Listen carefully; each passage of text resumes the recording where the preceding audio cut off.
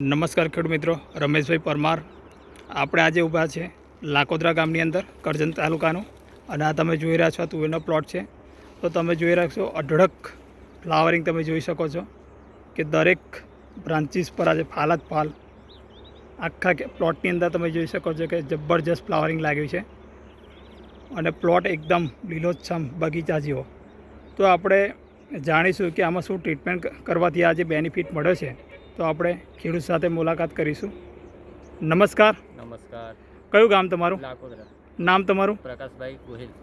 Okay. આ તુવેરમાં શું પ્રશ્ન હતો પહેલાં તમારે? તુવેરમાં પ્રશ્ન એટલો હતો કે પહેલાં ચૂસિયા, પછી ગેરવો, આ ઓકે. રીતનો બધો પ્રોબ્લેમ હતો ઈયળનો.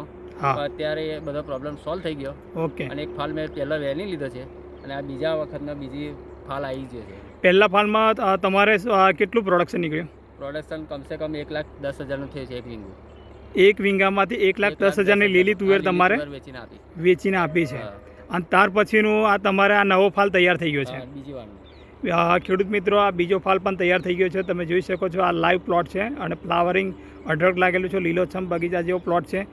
અને આજે તમે બીજી દવા વાપરતા હતા એના કરતાં આ દવાનું રિઝલ્ટ કેવું એક લાગ્યું? નંબર લાગ્યો રમેશભાઈ. તમારા પાસેથી આ દવા મેં લીધી ત્યાર પછી મને એવું જાણવા મળ્યું કે આ દવા હવે કોઈ દિવસ દુકાનમાં લેવા નહીં જવું. ઓકે. બીજા ખેડૂતોને તમારે શું કહેવું છે? બીજા ખેડૂતને હું આ જાણકારી આપીશ કે ભાઈ આ સલાહ આ રમેશભાઈની તમે લો. Okay, thank you.